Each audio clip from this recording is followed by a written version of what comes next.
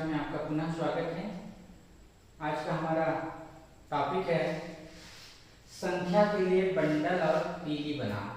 अर्थात हमें संख्या के लिए वस्तुओं को गिनना है कि हम किस तरह से किसी संख्या को वस्तुओं के माध्यम से या कह सकते हैं बंडल और तीली के माध्यम से समझ सकते हैं। तो चलिए देखते हैं।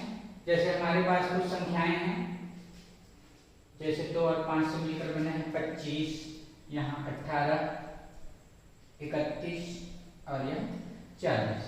तो जैसे संख्या पहचान के लिए सबसे पहले हमें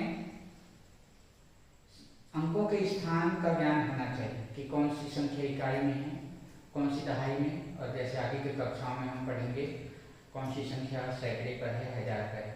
तो इस तरह से तो हमें जैसा पता है कि जो संख्या होती है उसमें दाईं ओर से हम शुरू करते हैं, और दाईं ओर की जो पहली संख्या है, अंक है, वह कहलाता है इकाई। ठीक है। और जो अगला है वह कहलाता है दहाई। ठीक। तो यह हो गया 5 जो है इकाई है और 2 दहाई।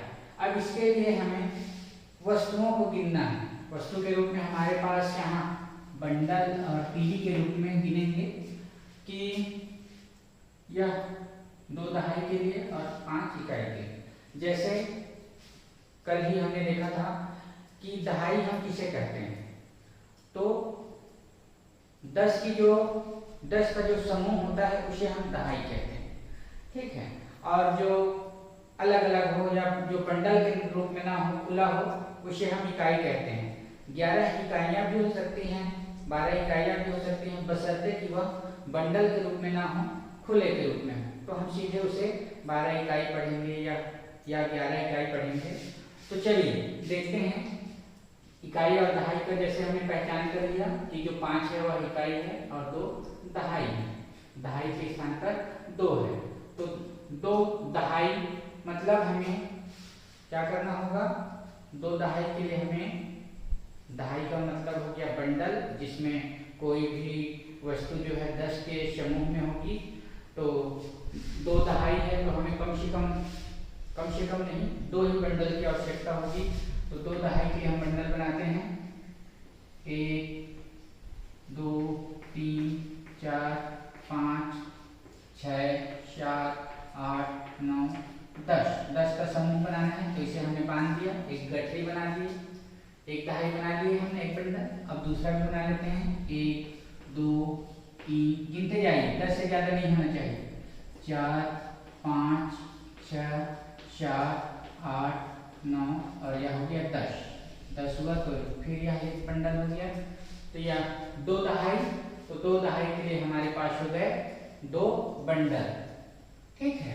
अब हमारे पास क्या बचा, 5 इकाई के स्थान पर 5 है। तो जैसे मैंने अभी कहा कि इकाई का मतलब खुला हुआ, जो बंडल के रूप में ना हो, खुले के रूप में हो। तो 5 इकाइयां, तो 1 इकाई, 2 इकाई, 3 इकाई, 4 इकाई और यह हो गया 5 इकाई। ठीक है, यह हो गया 5 इकाई। यहाँ पर तीली, अगर इस बंडल के अंदर तीली की बात करें तो कितनी तीलियां हैं, 10 तीलियां हैं। और यहाँ पर भी 10 तीली। तो हम इसे क्या कह सकते हैं, यह 10 और यह 10 दहाई के रूप में जोड़े तो 10 और 10 20 हो गया, और यह 5 मतलब 20 और 5। तो हमें मिल गया कितना, 25। यहां से भी गिन कर जान सकते हैं, 10 और 10 20, 21, 22, 23, 24, 25। वही 25 यहाँ भी लिखे हैं और शुरुआत में भी वही 25 हमें मिलेगा। ठीक है। चलिए और आगे बढ़ते हैं अगली संख्या की ओर, जो कि है 18। 18 के लिए भी वही प्रक्रिया अपनानी होगी। 8 जो है इकाई के स्थान पर है और 1 दहाई के स्थान पर। 1 दहाई मतलब हमें बनाना होगा कितने बंडल, बिल्कुल सही 1 बंडल।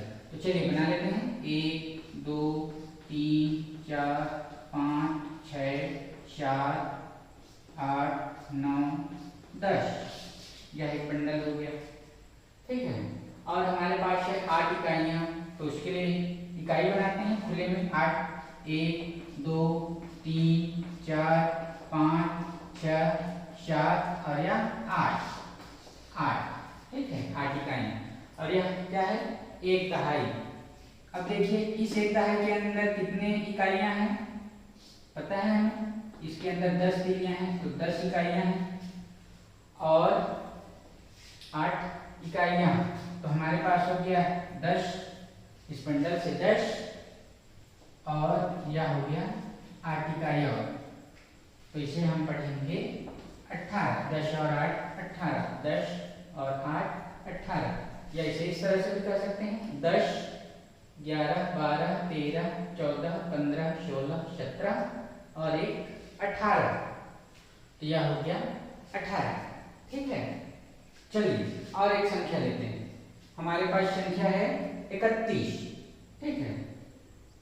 पिछली तरह यहाँ भी हमें करना है, 3 दहाई है तो हमें कितने बंडल लेने होंगे, 3 दहाई के लिए 3 बंडल, तो चलिए लेते हैं 1 2 3 4 5 6 7 8 9 10, एक बंडल हो गया। 3 दहाई है तो 3 बंडल लेना होगा, 1 2 3 4 5 6 7 8 9 10, यह हो गया 2 बंडल।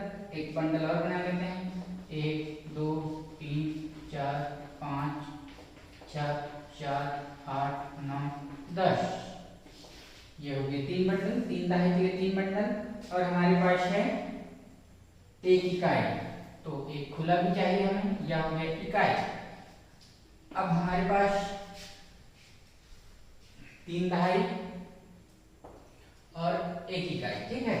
तो ये 3 दहाई, इसके अंदर एक दहाई के अंदर हमारे पास 10 तीली है, यहाँ भी 10 है और यहाँ भी 10 है, तो दहाई के रूप में लिखते हैं। चलिए 10 10 और 10 10 20 30 और 1 31, नहीं तो 3 दहाई में हमारे पास 3 इकाइयाँ हैं और एक खुली इकाई तो पहले से ही है, तो यह हो गया 30 और 1 31। इस तरह से भी कह सकते हैं 10 20 30 और 1 30 और 1 31, ठीक है।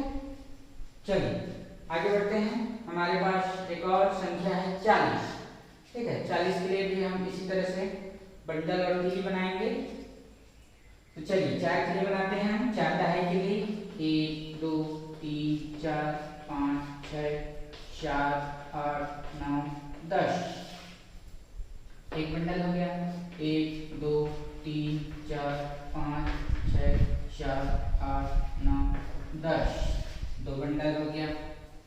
1 2 3 4 5 6 7 8 9 10, या 3 बंडल हो गया। हमें कितने बंडल चाहिए, क्योंकि 4 दहाई है तो 4 बंडल चाहिए।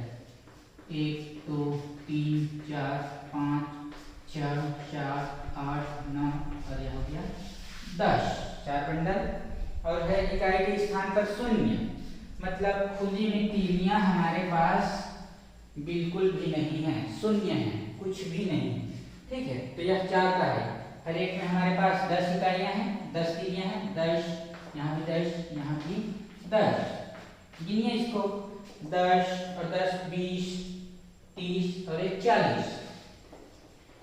अब खुली इकाई के रूप में हमारे पास कितना है, बिल्कुल भी नहीं है, तो 0, तो यह हो गया 40 और 0 40। तो इस तरह से हम संख्या के लिए बंडल और तीली बना सकते हैं। बंडल या तीली ना होकर कोई भी वस्तु हम ले सकते हैं, कंकड़ पत्थर भी ले सकते हैं। हमें ध्यान रखना है कि जो दहाई होगी उसके लिए हमें जितनी दहाइयाँ होंगी उसके लिए हमें 10-10 के उतने ही समूह बनाने होंगे।